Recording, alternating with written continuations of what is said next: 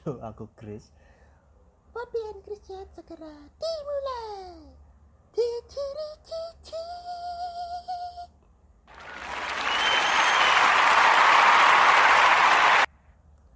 Selamat datang di motivasi hari ini. Segmen yang akan membuat kamu lebih termotivasi, terinspirasi, dan semangat menjalani hari-hari kalian. Semoga kalian selalu sehat dan tetap semangat ya. Kita mulai dengan quote of the day yang akan dibacakan oleh Chris. If you are always trying to be normal, you will never know how amazing you can be. Dari Maya Angelou.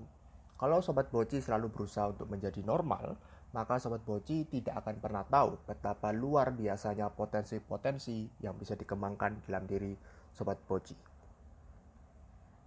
Bhinneka Tunggal Ika. Berbeda-beda tapi tetap satu.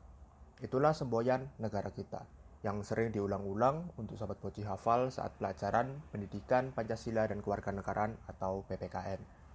Meskipun setiap kita memiliki latar belakang pendidikan, profesi, etnis, suku, agama, status sosial, dan kelompok yang berbeda-beda, semua dipersatukan di dalam sebuah nama, Indonesia. Waduh, kelihatannya berat ya pembahasannya, langsung PPKN. Tapi jangan di stop dulu podcastnya. Episode ini tidak akan mengajarkan Sobat Boci soal PPKN. Chris mengingatkan kembali akan semboyan negara Indonesia, Bhinneka Tunggal Ika, karena di masa-masa sekarang banyak sekali orang yang tidak bisa mengaplikasikan semboyan ini, tidak bisa menerima perbedaan dan tetap bersatu sebagai suatu kelompok. Padahal, perbedaan harusnya menjadi hal yang wajar Sobat Boci temui dimanapun dalam bersosialisasi dengan orang lain, bahkan merupakan suatu hal yang baik. Loh, kok bisa? Mari kita bahas sama-sama kali ini mengenai perbedaan. Berbeda merupakan hal yang wajar terjadi di dunia ini. Dunia pun diciptakan dengan banyak perbedaan. Ada laki-laki dan perempuan, ada kiri dan kanan, ada besar dan kecil, tinggi dan rendah, dan masih banyak lagi. Karena ada banyak sekali perbedaan di dunia ini, beberapa orang mencoba untuk mengelompokkan atau mengklasifikasikannya ke dalam beberapa segi agar mudah untuk dikenali. Muncullah sebuah istilah yang semua orang kenal dengan sebutan normal.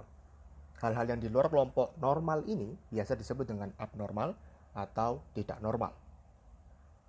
Aku yakin Sobat Boci pasti tidak suka kalau disebut abnormal atau tidak normal. Jelas dong, tentu saja maunya masuk ke dalam kelompok yang normal. Tapi tahukah Sobat Boci kalau sebenarnya apa yang disebut normal ini sebenarnya bukan sesuatu yang patut dibanggakan loh. Dr. Dale Archer dalam bukunya Better Than Normal mengatakan bahwa hidup akan membosankan bila semuanya terlihat normal. Semua terlihat biasa saja. Bayangkan apa yang terjadi bila di dunia ini semua punya pekerjaan yang sama, jenis kelamin yang sama, bentuk muka yang sama, tinggal di rumah yang sama. Pasti membosankan sekali hidup seperti itu. Tidak ada warna yang lain yang membuatnya berbeda satu dengan yang lain. Semua manusia memiliki bakat dan keunikan tersendiri yang perlu dikembangkan sesuai dengan kapasitasnya untuk menjadi diri Sobat Boci yang seutuhnya. Untuk pembahasan mengenai jati diri bisa didengarkan di episode 9 Be Yourself. Bagi yang kelewatan bisa ke sana ya. Perbedaan bukanlah merupakan suatu hal yang harus ditakuti atau dihindari. Perbedaan adalah hal yang seharusnya menjadi hal yang akrab dan familiar di sekitar Sobat Boci. Perbedaan itulah yang membuat setiap manusia unik, menarik, dan berharga bagi diri sendiri maupun orang lain. Jadi, bila Sobat Boci merasa dijauhi atau dilihat aneh sama orang lain, bahkan merasa diri sendiri berpikir seperti itu, dibuang jauh-jauh ya. Berbeda juga bukan berarti salah. Bisa saja suatu hal dilihat dari perspektif yang berbeda dan malah saling melengkapi. Aku akan ceritakan suatu analogi mengenai gajah. Ada 5 orang yang belum pernah melihat dan mengetahui gajah itu seperti apa. Orang yang pertama memegang ekor si gajah dan mengatakan bahwa gajah itu mirip seperti sutas tali yang panjang. Orang kedua memegang badan si gajah dan menyebutkan gajah mirip seperti sebuah tembok yang kokoh. Orang ketiga memegang kaki si gajah dan menyebut gajah seperti pohon yang kuat dengan akar yang tertancap di tanah. Orang keempat memegang telinga si gajah dan mengatakan gajah mirip dengan kipas raksasa. Orang terakhir memegang belalai si gajah dan menyebutkan gajah mirip dengan seekor ular. Bila Sobat Boci simak, semua deskripsi bagian tubuh gajah tadi semuanya benar. Tidak ada yang salah. Tergantung dari mana Sobat Boci melihatnya. Kalau Sobat Boci melihat dari perspektif ekor, maka akan melihatnya dari sisi itu. Jika Sobat Boci melihat dari perspektif telinga, misalnya, maka akan dapat perspektif yang itu. Makanya perlu untuk melihat suatu hal dari banyak perspektif untuk mengerti sesuatu secara utuh, bukan hanya dari satu sisi saja untuk menghindari bias informasi. Nah, lalu bagaimana dengan konflik atau crash yang terjadi bila menghadapi perbedaan? Karena kita tahu level setiap konflik berbeda-beda, ada yang rendah dan ada juga yang tinggi. Sobat Boci perlu tahu yang namanya manajemen konflik untuk mengatasi konflik dengan beragam skenario dan tingkatan yang berbeda.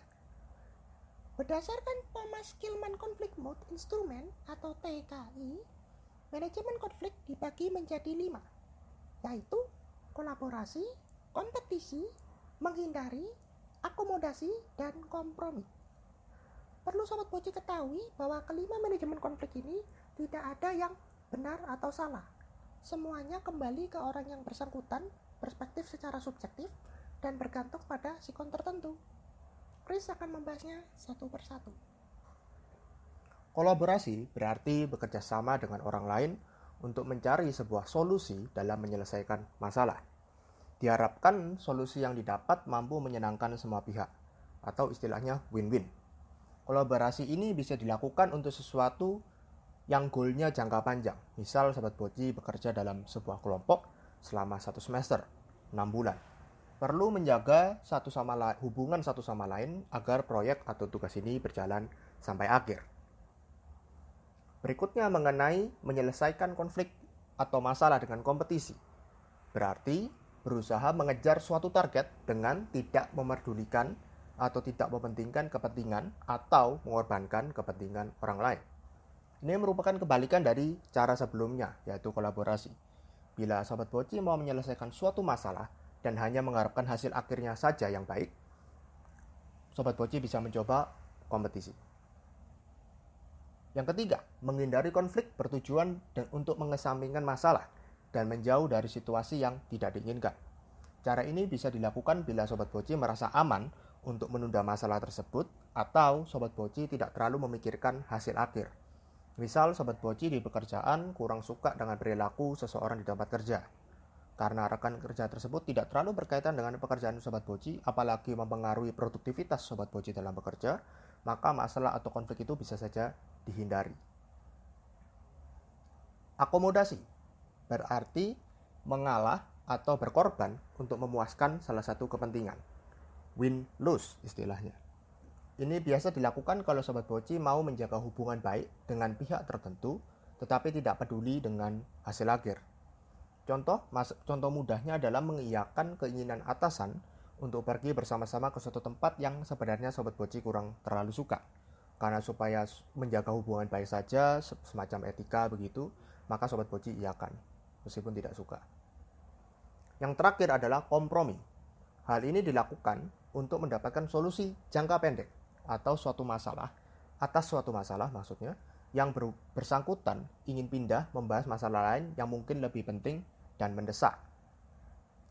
Jadi untuk mendapatkan solusi jangka pendek untuk menyelesaikan masalah lainnya yang lebih urgent atau lebih penting. Hanya saja cara ini tentu saja tidak bisa menyenangkan semua pihak. Karena ini hanya jangka pendek saja. Jadi perlu untuk dipikirkan bagaimana menyelesaikan ini secara tuntas. Nah, Sobat Boci, kita sudah belajar bagaimana perbedaan itu merupakan suatu hal yang wajar yang harus Sobat Boci syukuri dan kembangkan. Menjalani suatu hidup yang normal adalah sesuatu yang sangat membosankan.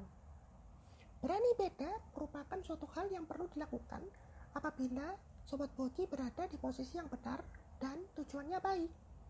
Meski tidak ada orang atau sedikit orang yang berada di pihak Sobat Boci, sedikit orang yang mendukung Sobat Boci, percayalah bahwa dengan berani beda, Sobat Boci akan memberikan dampak positif yang besar ke sekitar. Bagi yang belum tahu, aku membuka suatu tempat di aplikasi sebuah room di aplikasi Clubhouse agar Sobat Boci bisa saling bercerita tentang keluh kesah dan masalah Sobat Boci di situ. Di sana aku sebagai host akan mencoba untuk mendengarkan kalian dan memberikan nasihat atau saran tentang masalah Sobat Boci. Jadi kita bisa berinteraksi secara langsung di sana. Meskipun mungkin aku ada kalanya karena aku masih belajar juga dalam hidup ini, aku tidak bisa memberikan saran atau nasihat. Tapi untuk sedang mengeluarkan unek-unek atau pemikiran, menurutku itu sudah cukup baik untuk membuat kita lebih lega. Nah, untuk yang penasaran dan tertarik bisa gabung di grup Clubhouse Rehat, Ruang Enak Curhat. Untuk saat ini aku buka roomnya setiap hari Minggu jam 7 malam waktu Indonesia Barat. Linknya aku taruh di deskripsi. Sampai ketemu di episode selanjutnya. Tetap kembangkan potensi diri kalian. Bye-bye.